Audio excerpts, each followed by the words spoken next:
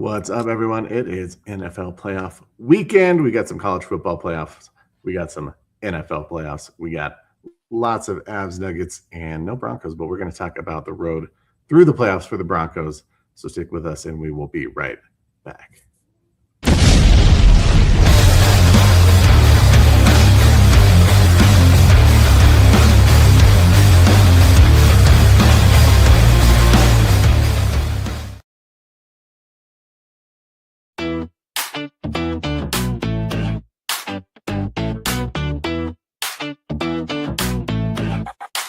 Yo, welcome to the show. Let me set the scene. Mile High Sports Symposium, living the dream. Broncos in the house with that orange and blue. Nuggets making moves, watch that altitude crew. Avalanche bringing ice, check the skills they display. Rocky swinging bats, ready for game day. Rapids in the mix, kicking it with style. Buffs bring the heat, put the rivals on trial. Out talking JJT, they got the scoop. Mile High vibes, feel that energy rise. Sports on the menu, watch the crowd mesmerize. From football to hockey, we're taking it higher. Join the celebration, feel that sports desire.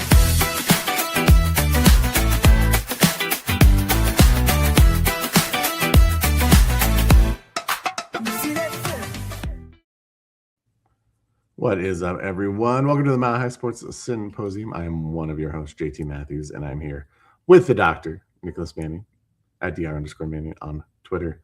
Doc, happy Wednesday. How are we feeling? How are we doing? It's a good question. How am You I? have to have time to think about how you're actually feeling. Well, it's because we have the robotic answer, right? Yeah. I'm fine. That's my default for sure. Right. It's most guys, right? We get taught from a young age. You don't have problems, and if you do, nobody wants to hear them. So, with that, I don't want to hear my own problems. That's what I'm saying. Big facts. When was the last time I wanted to hear my problems? Not often. Not often. And but no, I'm good, man. Life's busy.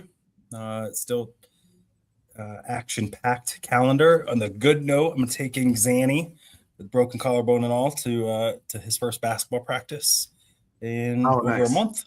And so he can't do everything yet, but he can do some stuff. So that'll be super exciting just to see his excitement from that. He also went to the game with me on Sunday. He'll be wearing his non-contact jersey. Yeah, we'll see if he listens. So yeah, probably things. What about you, man? How are you?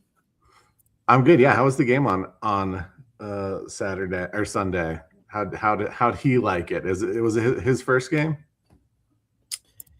It was his second game. So he went to the Demaryius Thomas right after we lost DT, that Detroit game. So he must have been. He was a little tight then. Yeah. That was 0-1. Yeah. So it's been 5 years. So not. They won, and so obviously he's better luck than me. We went together. We got beat. So that's what I told him. I'm not invited anymore. Probably. I get it. I understand. Or yep. Maybe if we bring him and me, then we'll cancel each other out. We'll be all right. That's fair. Okay. Now we know. We'll try. We'll try that. But hopefully it was just a seasonal issue, Yeah.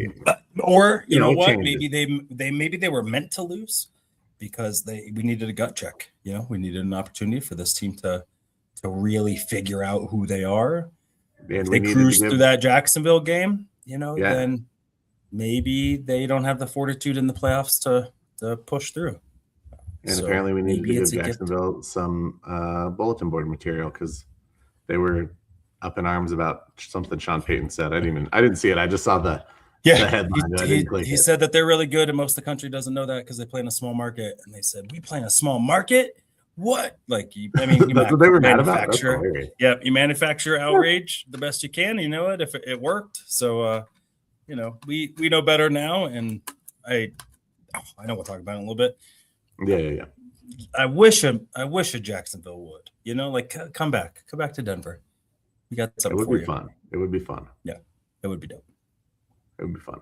Well, let's jump into some sports talk then. We've got a little bit of Nuggets, a little bit of Avs, and lots of Broncos. So let's start with the Nuggets.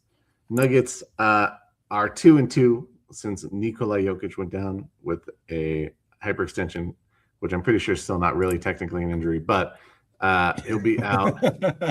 I think they said they targeted an end of January return for him.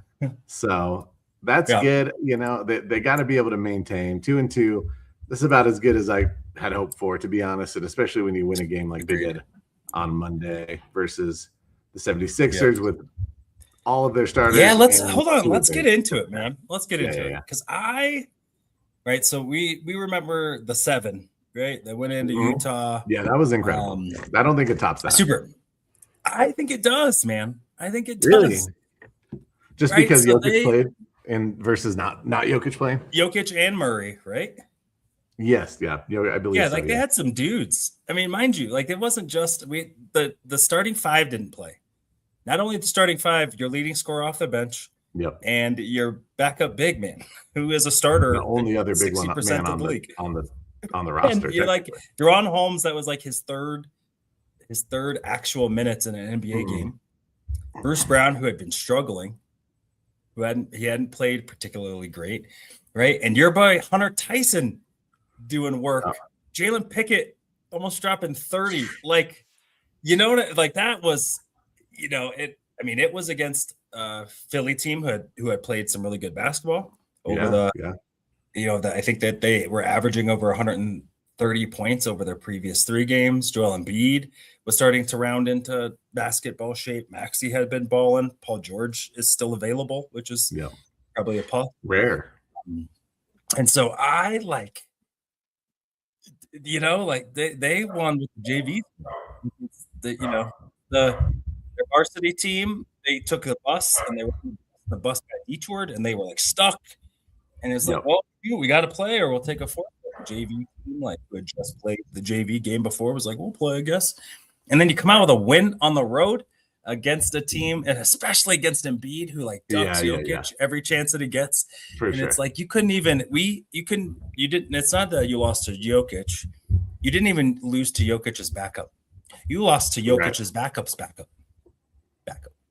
Yeah, it's true. That. And I heard they got Crunk on the plane. Adelman was just super enthralled about it. They understood what that was, and plus just beating Philly fans. Love it. Of course. Love it. That to me is way better than beating Utah. Most of Utah doesn't even know they have a basketball team. That's fair. Yeah, I watched the game. It's funny, I wasn't going to watch it, and then I realized that I was looking on our DVR and it wasn't recorded, and I was dang, is it blacked out or something? Found it on Peacock. Luckily I could watch the replay. And yeah, man, I was just impressed. The effort was crazy good. Everyone came to play. No one wasted their minutes.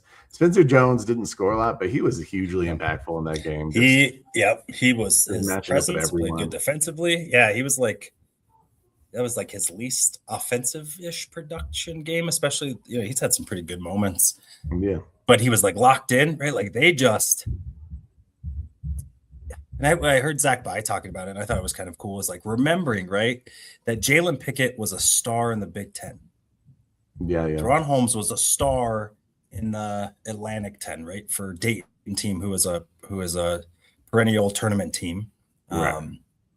Julian Strother was a star for Gonzaga, right? It's these guys were dudes. Hunter Tyson was an all ACC player, if I recall. Yep. These are dudes that have been, we kind of gloss over it because, we tend to do those things with professional athletes, but forgetting these are dudes.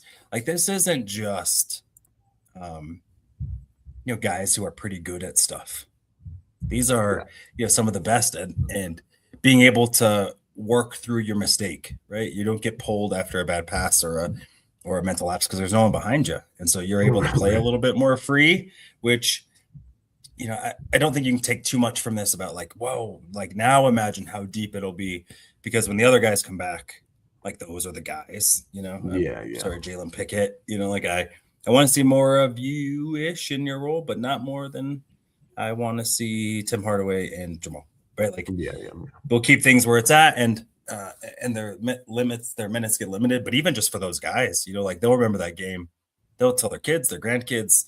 Like that's going to be one of those tales. And I'm glad that it's for us, and not Philly's tale. Like they came in, beat the Nuggets starting five with perennial MVP center, and they came in with a bunch of nobodies and a bunch of nobodies and won. But I think again that goes to show with like the culture that's built and kind of gotten revitalized versus kind of what was going on before Malone and Calvin moved on, or they made the choice to move on. And I can kind of see like, I don't think this would have happened with last year's group. No, probably not. And so, I think that's just, if anything, I think it goes to show that they got some dogs, and that has to mean that their practices are pretty damn competitive, which is an awesome sign too. And maybe Zeke balling. Great game. I mean, hit some threes, played some good defense. Yeah, had a left-handed like under the rim reverse layup. Like I didn't know that was even in his bag at all. I don't know if he knew it was in his bag, but I mean, remember he was all Pac-12, right? At Arizona. He was a dude. And there was a thought. I mean, when Calvin signed him, it wasn't necessarily like absurd to think that Zeke Naji could be a dude, even at least like a top 7 contributor. And so, him and Hunter Tyson, probably even Pickett to some degree. Like those are guys that we routinely crap on, and some of it's earned. You make a lot of money to play basketball, and you're not always a reason why the team does well.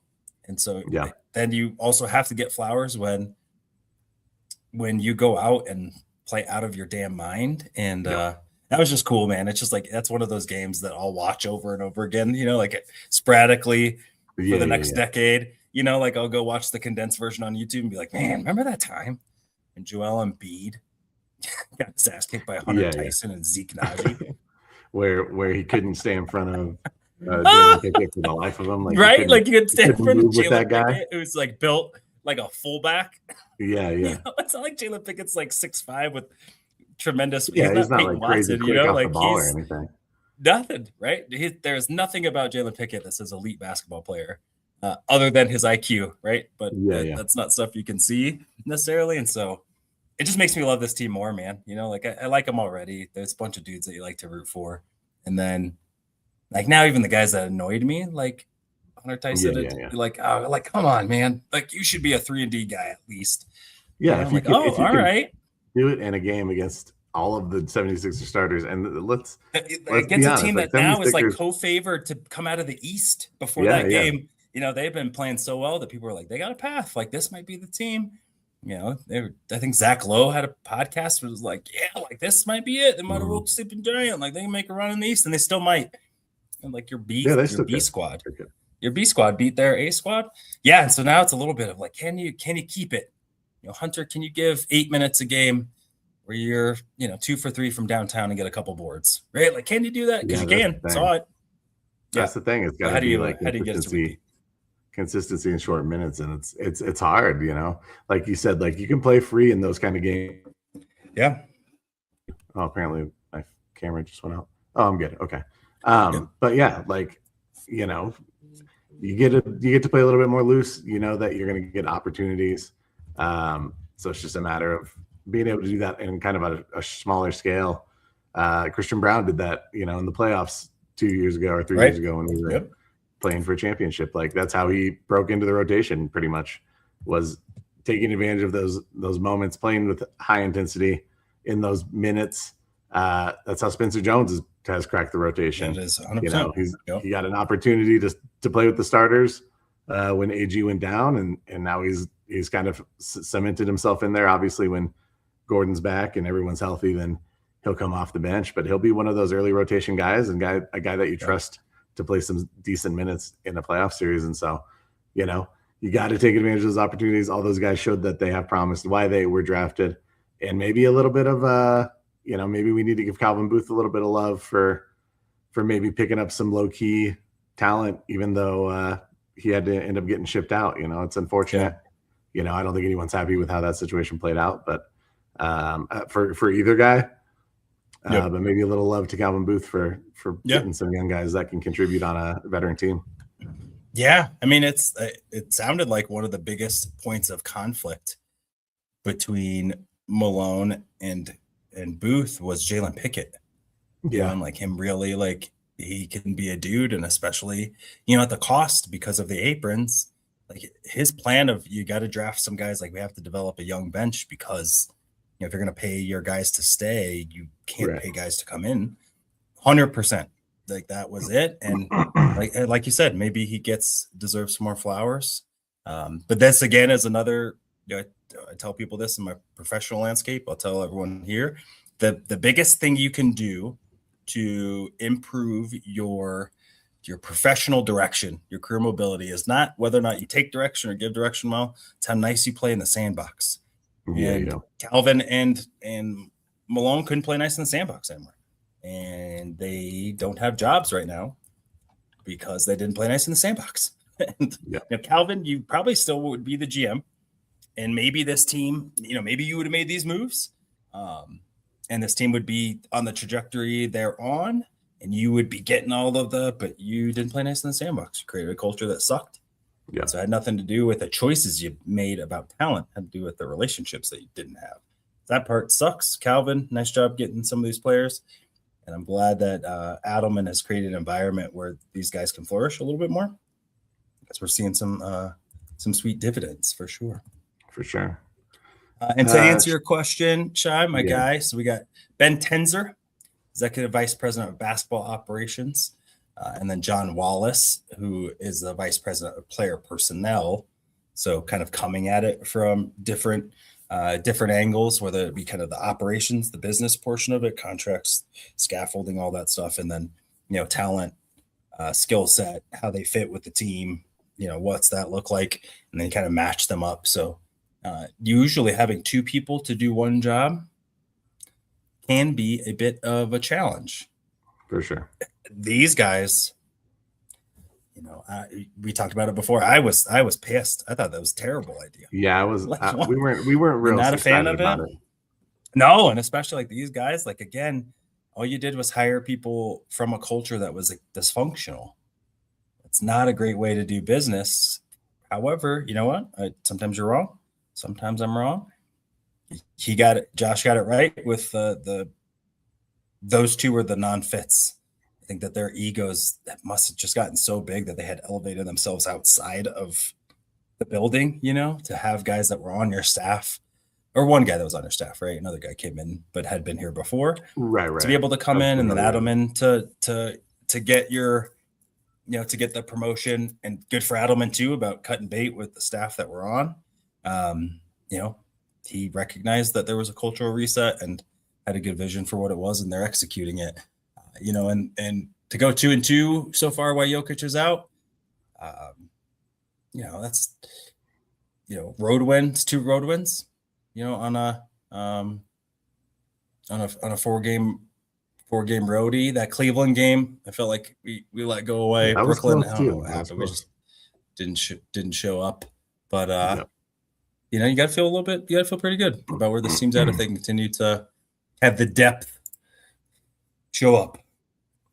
Yeah, I think that's kind of the bottom line. Like the worry was this team wouldn't be able to float until Jokic came back, and I think that maybe we're feeling a little bit differently about that. Well, obviously games have to be played.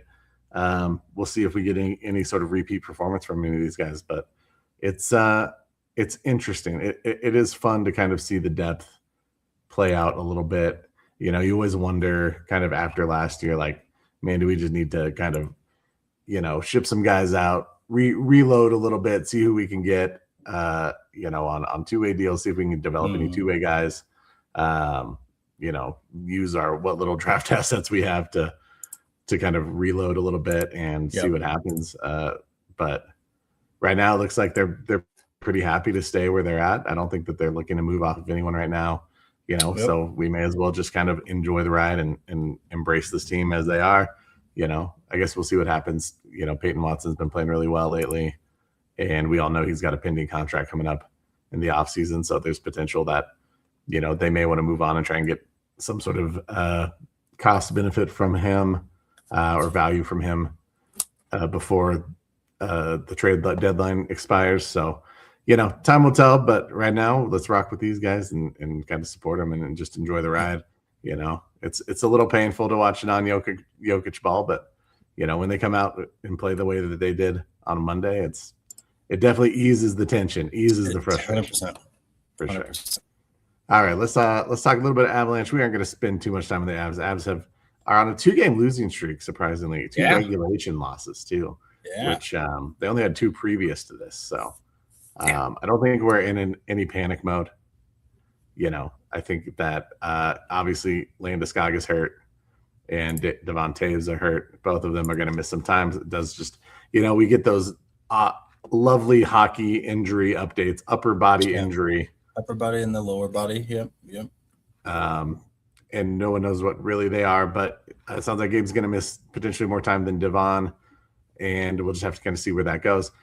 It is kind of maybe a little bit opportune for this to happen a little bit prior to the Olympic break. The guys will get about 2 to 3 weeks off for the Olympic break. Everything will kind of, the trade deadline will be frozen. Guys won't be able to be moved, and guys will get to sit. It sucks that he potentially won't be able to join Sweden and play for them. But maybe beneficial for the Avs that he just gets some rest and they get some time to get healthy. Yeah, it's one of those.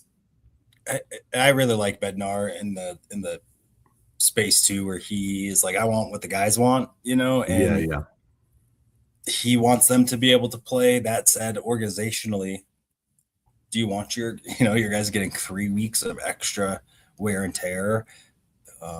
Probably not. And so, long term, this might be a positive thing in the end. That said, though, they're losing a couple of games that maybe, one or two or one or both go differently if those guys are healthy. So who knows how to play out? I think the fact that both injuries are, week to week kind of things instead of anything longer, and has nothing to do with previous injuries. I think, especially for Gabe, I think that's super, super positive in there. Yeah. That said, it's like, losing to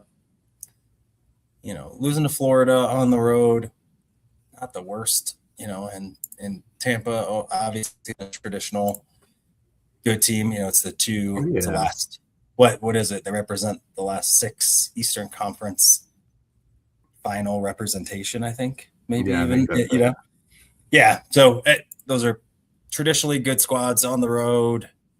You got a big win in Carolina, you probably just run out of juice a little bit. But Dallas is playing good hockey, so you can't really rest on your laurels. And I want them to go get the one. I know that there's this stupid President's Trophy curse.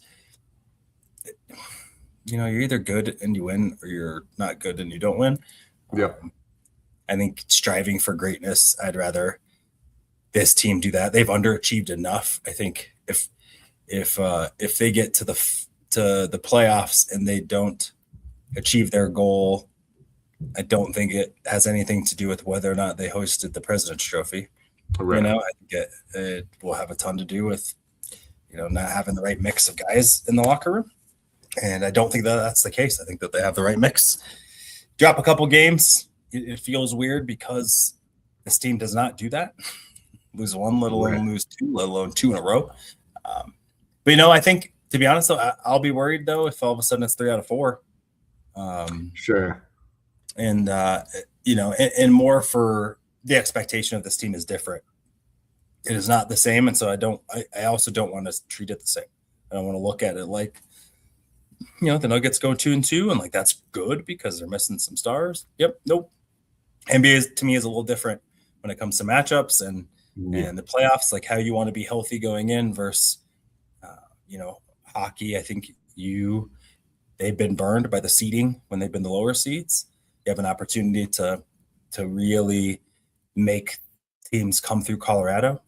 And in doing so, then you got to execute that thing. I think for sure fizzling off and limping into the playoffs is not acceptable. And this team has the highest of expectations for me. And I will not give them anything less. So we got to get it turned around. Ottawa, let's go. Get it back on track, boys. Yeah, and I think they will. They're even with some guys missing, your depth is very good. You lose a few games, just like you said, some teams that aren't. It's not a bunch of scrubs. Right. with Tampa and Florida, you got your defending Stanley Cup champions, and you got champs from a couple years back, maybe 4 years back now. But Nikita Kucherov's on that Tampa team. He's an extremely talented player. They're tough teams, and you knew at some point that we were going to get more regulation losses. It's just inevitable. So no need to panic. I don't think anyone's really panicking. I don't think anyone is overreacting at this point. Just work. Get some of those young guys some minutes, as Gavin Brindley's, that sort of type. That may kind of be in and out of the rotation just due to the depth of that squad, and let them play and see if you can kind of flesh out, hey, these are the guys when we hit the playoffs that we're going to be running out there, and these are alternate guys, and just be ready to go. I wonder if it'll work against them. And I think probably something to monitor with the Olympics is just like, you're essentially adding 2.5 more weeks of hockey to their already long 82 game schedule. And when you're winning this many games, it means you're playing with high effort. And it's hard to maintain effort throughout the course of a season, through a playoff run. And so I'll be kind of keeping an eye on that as we get kind of past the Olympic break, to see, did they look fatigued? Do they look like they need to load manage a little bit? Maybe not to the degree that you've seen like the NBA, but does Nate get a game here and there? Does Kale get a game here and there? Or are they just going to be locked in? And right now, and we're enjoying them being locked in. We're enjoying them giving high effort all the time. But yeah, let's go after the Senators tomorrow. Let's get back on track. You got Columbus after that, team that you should definitely be able to beat. And just keep rolling. This team it's a lot of fun.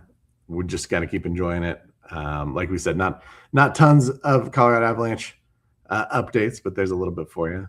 Doc, before we talk Broncos, do we want to throw out some info for the viewers?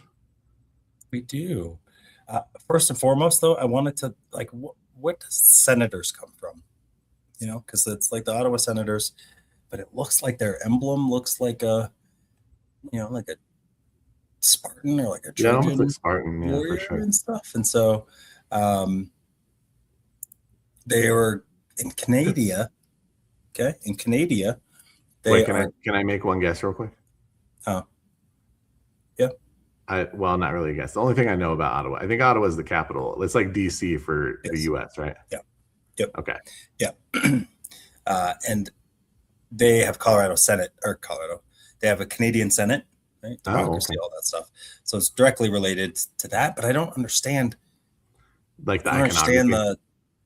Or what, like the logo and stuff. And it's like, it's like Miami Hurricanes having a duck, Right. Like, you don't get it, but all right. Well, digression. So with that though, we want to mention some things as us, the good people, do. We have some sponsors. So first and foremost, I want to give a shout out to Dubby. Good old Dubby. So again, clean energy, and so no jitters or crash. Helps you lock in, focus, etc. 15 different flavors to choose from. You can go to their site. They get 4.8 positive reviews by over 14,000 customers that have referred or what have you. I ordered some the other day, so super excited about that.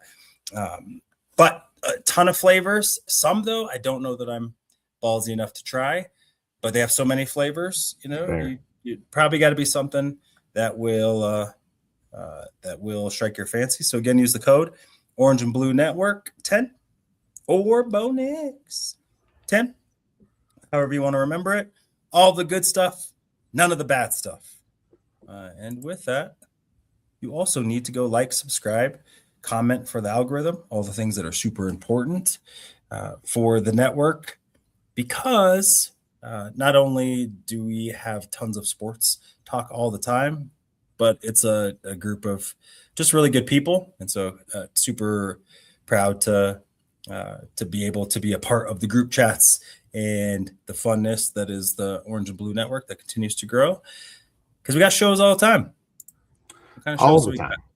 All the time. Yeah, we got especially Broncos coverage. We got Broncos Orange and Blue Blitz starting Monday and Fridays at 11 a.m. We got Broncos Bros Mondays at 7. Nothing but rhymes with Orange and Blue.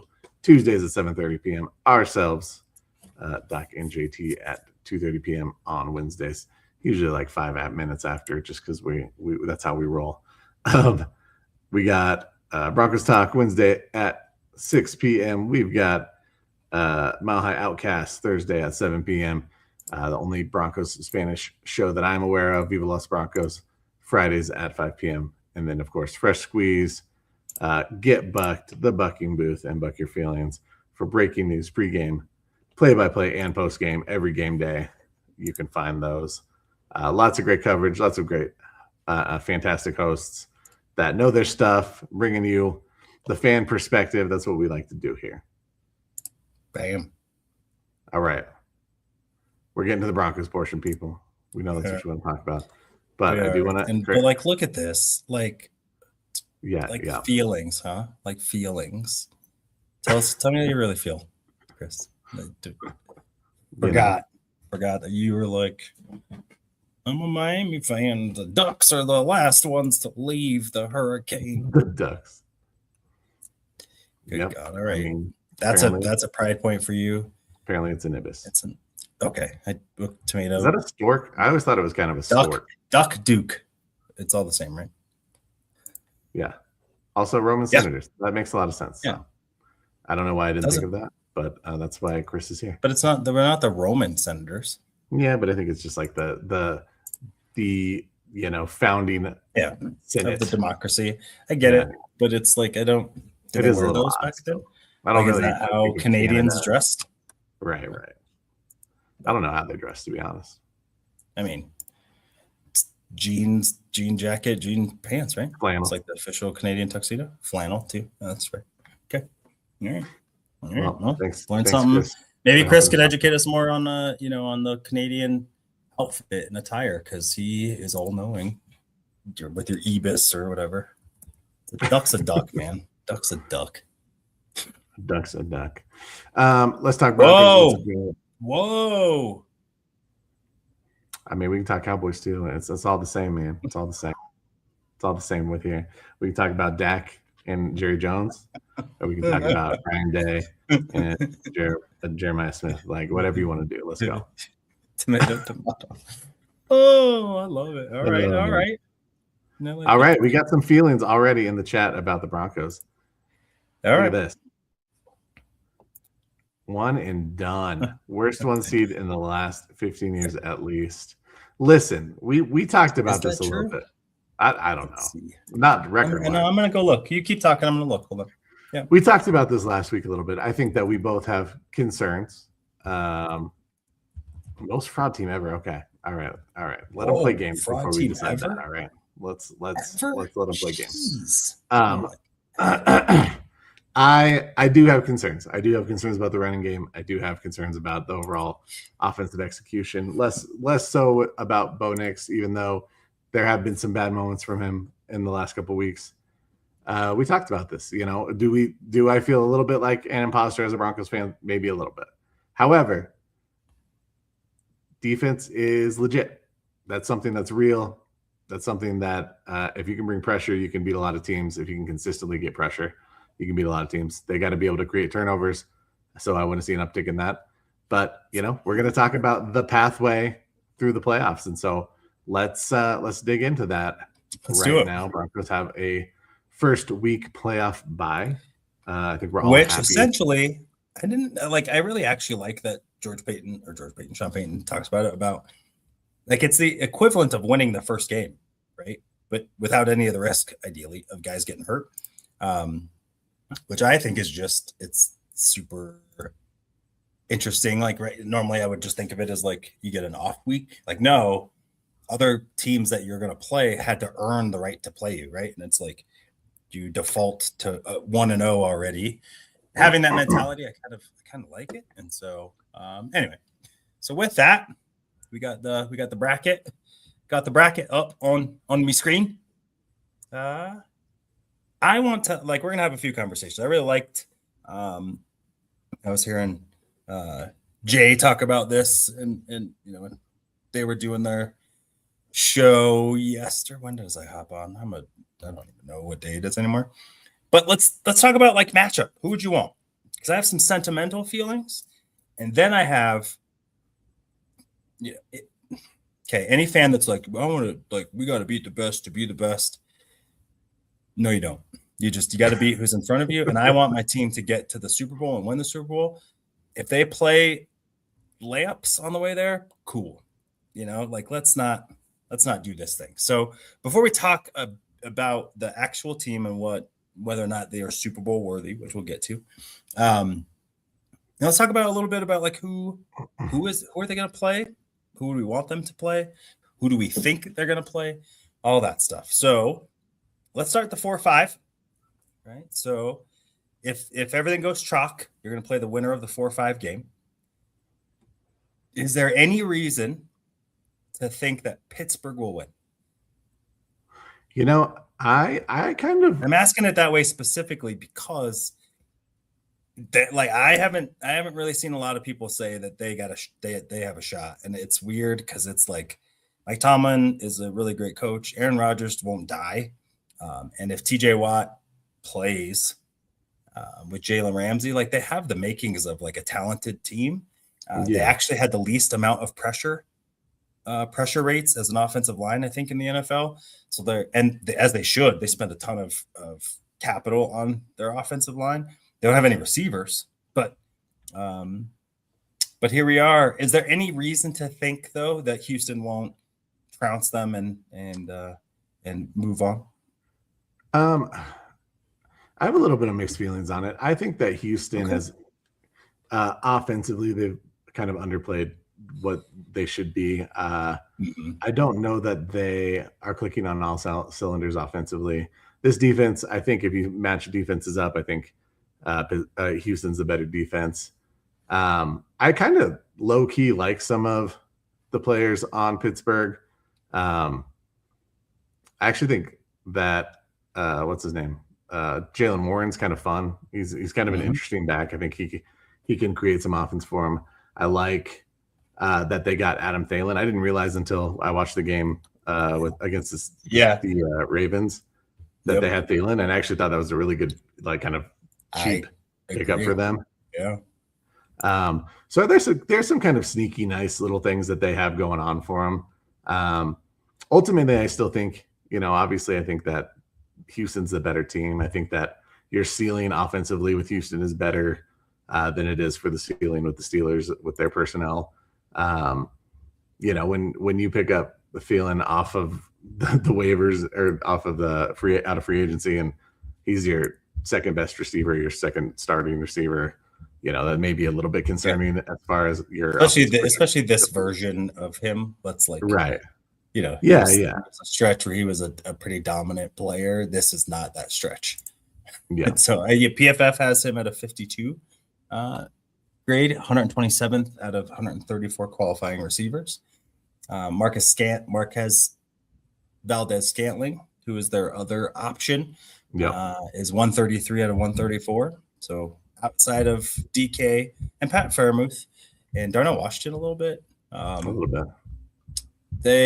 That's what they got outside. Again, looking, so just to be able to share a little bit, their offensive line, at least per PFF, again, it's a tool. It's not the gospel.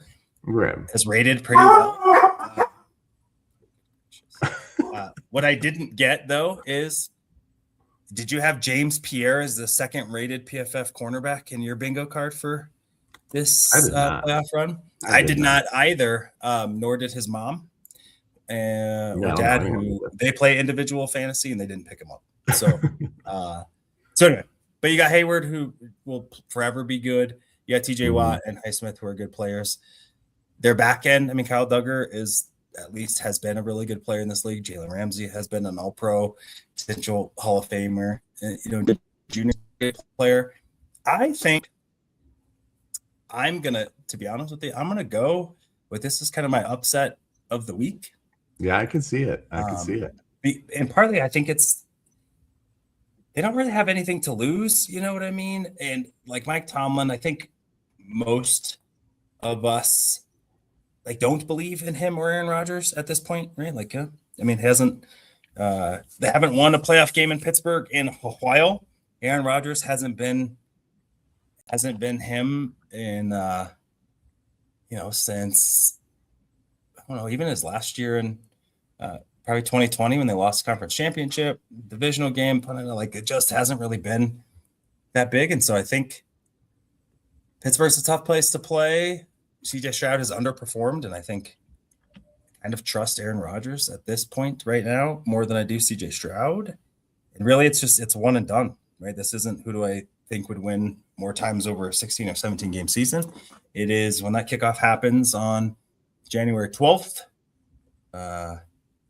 that this is going to be the team that comes out of it. And it's a 55-45 feel in my way, but sure.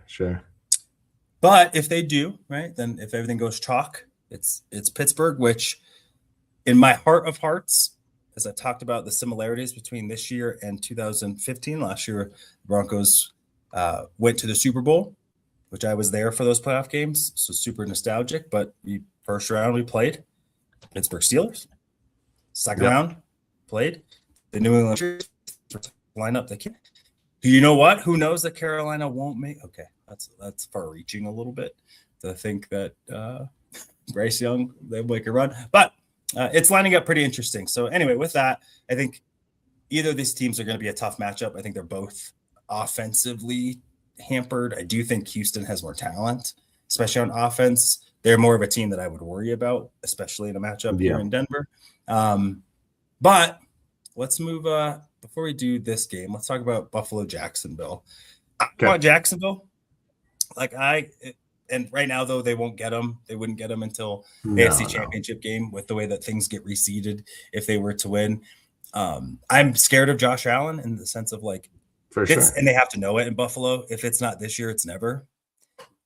I don't want to see desperate Josh Allen. He's the quarterback that we had trouble with Trevor Lawrence. Now imagine if you have Trevor Lawrence that can play football. That would suck. Do you see? Do you think Jacksonville kind of holds on, or do you think Buffalo goes and keeps the myth of Josh Allen alive? Yeah, I mean, if I'm just picking head to head, I'm probably leaning Buffalo. I don't want to completely discount the Jags and what they did this year. They have some good pieces. They have some improved coaching and quarterback play for sure, especially coming down the stretch here. And they've found success, but ultimately I think that Josh Allen is an MVP candidate for a reason. And he scares me more. Just kind of quarterback play is kind of the ultimate barometer for a team. And, when a guy can kind of shoulder the load and carry a team on their back, then there's a good chance that they can carry their team pretty darn far, especially this kind of caliber of team. And it's not like Buffalo doesn't have any talent. They may be maybe not as explosive from their skill positions. Cook is a great running back, though. I think he had 1,700 yards from scrimmage or something running the ball, which is huge. Yeah. That's nothing to sneeze at. That's a guy that's a threat when he's on the field. Yeah, he's by far their best offensive player. Josh for Allen sure. Included. He consistent. If they lean on James Cook, they're gonna make a run if they get in their own way like they have intermittently. I don't think their defense is good enough to hold people off. So if they go 3 and outs a couple times early, I think that they'll get themselves behind. And then it's a lot easier to play against Josh Allen when you know what to expect. Not that it's easy, but when you can make teams one-dimensional, it's a positive there. So I think Jacksonville's going to win. For some reason, I actually believe in them. I think that they have a really good talent, but you should. You're picking in the top 10 for 15 straight years. You should have acquired some talent. But I like their fortitude. I think it's a team that actually wins with more grit which you wouldn't really associate with the Jacksonville Jaguars. Right. So I'm going to go ahead. I'm just going to say that. That said, I wouldn't put money on that goal, but I just got a feeling that I think they're going to be a little bit more clutch. I think that Buffalo just is out of sync.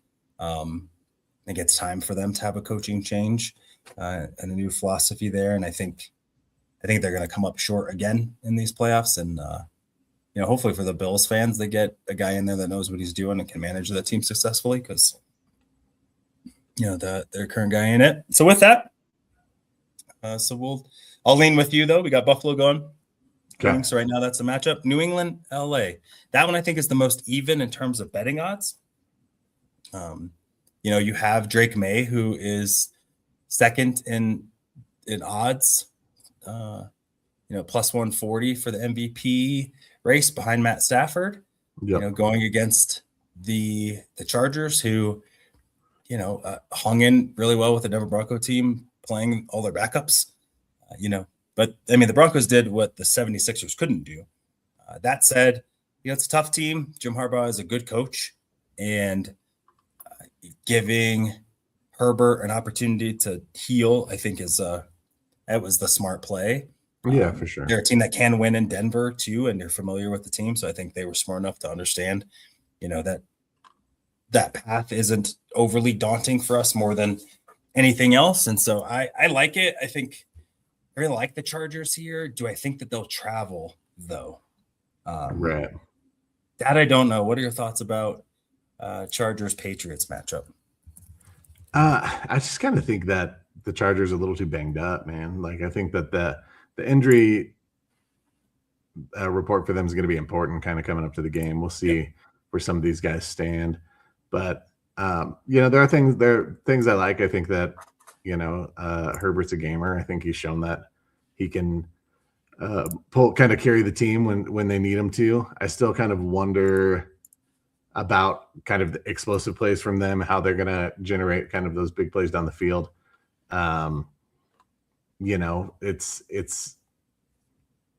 Omarion Hampton going to be healthy? That's going to be important for them. He didn't play last week, probably getting him some additional rest on top of Herbert. But, I think that, health is going to be a big piece for them. Ultimately, I just think New England's a better team. You got the better quarterback play right now. They have guys that can go out and win at the skill positions. You've got Trayvon Henderson and Ramondre Stevenson that are both really good running backs that do different things that you can use. They've got some tight ends that they can throw out there in different packages that can both block and catch the ball.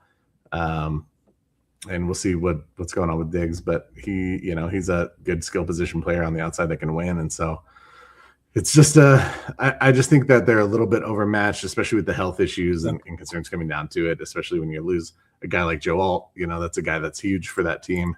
Yeah. And they're just not going to have him. And so it's ultimately, I think that New England's a tough place to play anyways.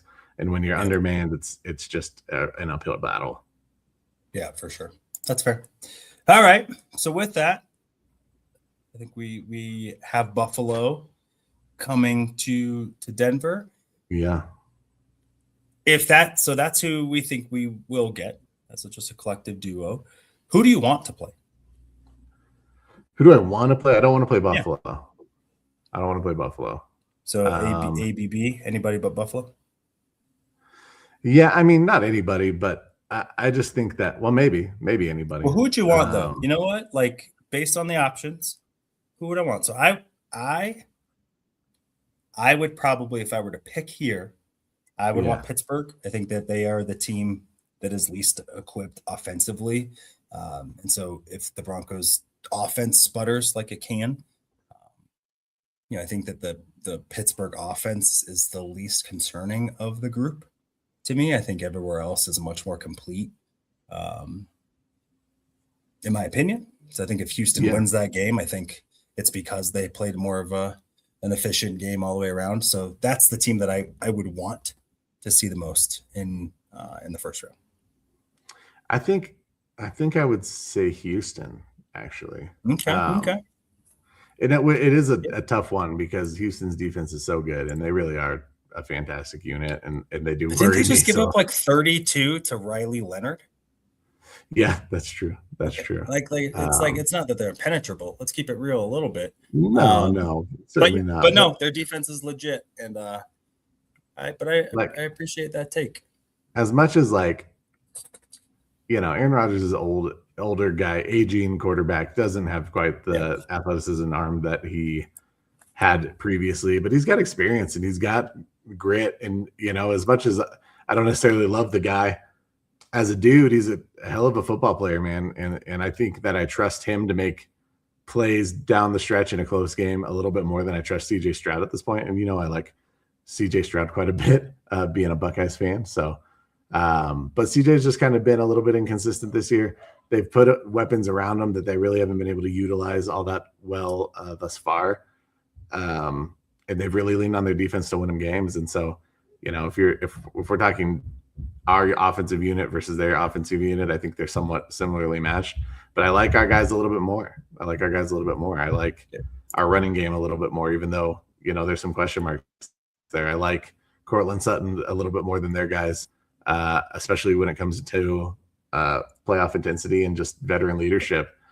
So I think I would lean Houston, but Pittsburgh might be my second choice. Okay, I like it. All right. With that, before we get to kind of the wrapping up, give me your take, just season as a whole, right? We're blank. I think we had them at 12-5, so we actually were pretty bullish on the Broncos, and they even exceeded. If you can over when you exceed, anyway, are already lofty, goals for them. I think because I think we said like 13-4 or something, and I was like, we got to go back a little bit. Like let's not get ahead of ourselves. They won 10 games to think that there would be a 4-game improvement. But sure as all heck, tell you what, those boys went out there, they played good, and I don't know if it was as fun as last year because of the expectation. Right? It was a little bit more like, you're mad at certain wins being ugly.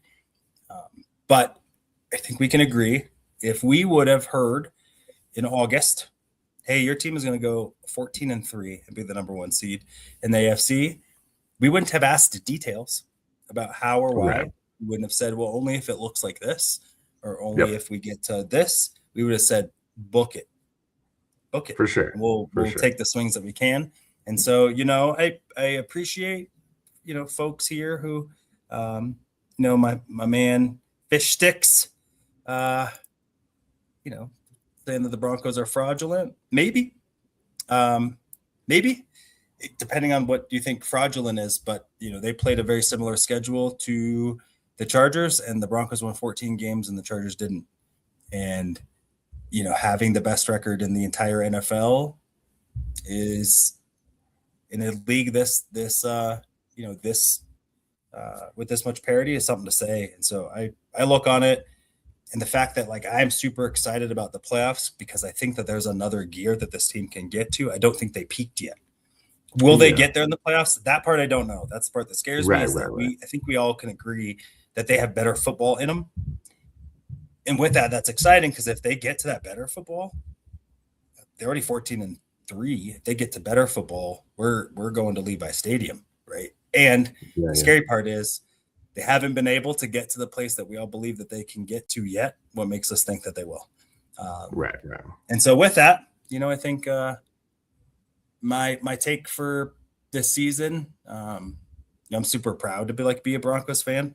And I, as an adult, I don't necessarily look at teams like that where it's that I feel good about putting on the gear at 42 years old. It doesn't give me the same gusto, but it sure as heck does now. When we go out of town and some things like that, I'm repping Bronco stuff wherever I land, right? Just that's right. Who's your daddy? You're welcome. Which hasn't been since 2015. I don't know that there's been the same sense of confidence and happiness and love for that, and belief that this team can do something special. And so I'm excited about that. How would you summarize what what this season gave you or what it meant to you? Yeah, I mean, I think you walk away from the season. I think it's a success already. Like, I think you want to win in the playoffs, but I think you took another step as a team. Um, I think that some young guys have developed well. I think there's going to be some movement with this roster, but not a ton of movement. We'll have some opportunity to kind of increase at skill positions and through the draft and free agency. But I think you feel good about the core of this group. I don't think you are worried about Pat Surtain long term. I don't really think you're thinking too far down the road with Bo Nix. I think you're watching him develop week by week, and it's going to be a little bit messy sometimes, but there's development there. There's it, and obviously it's a team that they enjoy each other. You have leadership that's clear and concise that does a nice job, and that's going to continue. And so I think, with kind of how things have gone in this division, with Kansas City falling down pretty drastically this season. They didn't fall down. They got knocked down. Like, let's keep it real. They got knocked down. That's true. They got knocked down. And then they got ACL. Lamar got hurt with like 3 games left when they were already up the creek. So, I think that they were eliminated that game. So it's not like, that Mahomes was out for the entire season and like, mail it in. Like, nope. Like, we beat them when they had everything to play for as the dogs, the home dogs, right? Like all that stuff. So I'm not going to let them get off of that. Nope. You got beat. You're welcome. Right. It's our division now.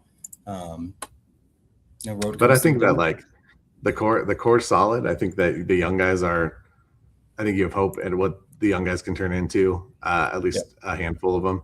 And they're going to be important coming down the stretch. Agreed. So ultimately, I think it was a good year to be a Broncos fan, obviously, from the record. And I think, but regardless what happens in the playoffs, I think you're happy about where this team sits. You're happy about the areas that are pretty clearly areas of improvement that you can really target and address. It's one of those things that the last decade's been rough. It's been a rough decade. We went from doing just an all Broncos podcast to doing a Denver sports podcast because we talked about how bad they were. Partly because like how hard it was to root for, to cover your team. It's one reason why I don't cover them in print anymore. Because just it created some grumpiness. And I think with that, like, get your point too, is that not only did this team play well, but you can see the plan that George Payton and Sean Payton and the Penner Group had, and watching it be executed to the place now, right? They were able to get rid of the biggest dead cap hit in the history of football, and probably say sports, because their sport would probably have that big of a right, to a place now where they're 14-3. They're still paying Russell Wilson like $37 million to not play here, or counting on that. To next year, really the biggest potential losses are, John Franklin Myers, who's a really good player. I wouldn't say he's non-replaceable. Right. And Adam Troutman, who's a good player, but not irreplaceable. Alex Singleton, who is one of my favorites. Hope he's back. And I don't think Alex does anything that the Broncos couldn't manufacture. Your biggest losses are probably going to be on your coaching staff. That's a pretty damn good place to be. You're going to have, according to SpotTrack, you're going to have $89 million in cap space going into, that's 2027. 2026, they're going into the offseason with 45 and almost 45.5 million in cap space. And that's without restructuring or anything like that, with no real holes to fill. And, the slew of their picks, plus a 4th round pick that they got from trading Devon Vele. Like, it's an awesome feeling to be in, or a place to be in, when your team, it's not only that the team is good, but they're going to be good for a bit. And that's a super dope feeling for sure. We're at our time. We know that everyone's busy. They got crap to do, all the good stuff. Really, I'm referring to me. I'm busy. I have crap to do. For sure. But anything you want to hit on before we exit? Nah, man, just a good time to be a Broncos fan, good time to be a Denver sports fan. So just enjoy it. Obviously you're a Chargers fan. Enjoy your first round loss. Everyone else, be safe, be kind to one another. And if you need a sports prescription, ask a doctor. I mean, how many Chargers fans are there really? From football to hockey, we're taking it higher. Join the celebration, feel that sports desire.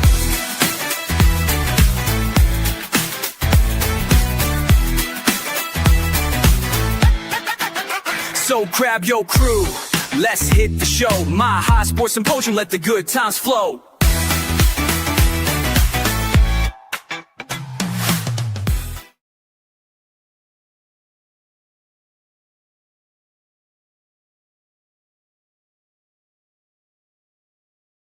From football to hockey, we're taking it higher. Join the celebration, feel that sports desire.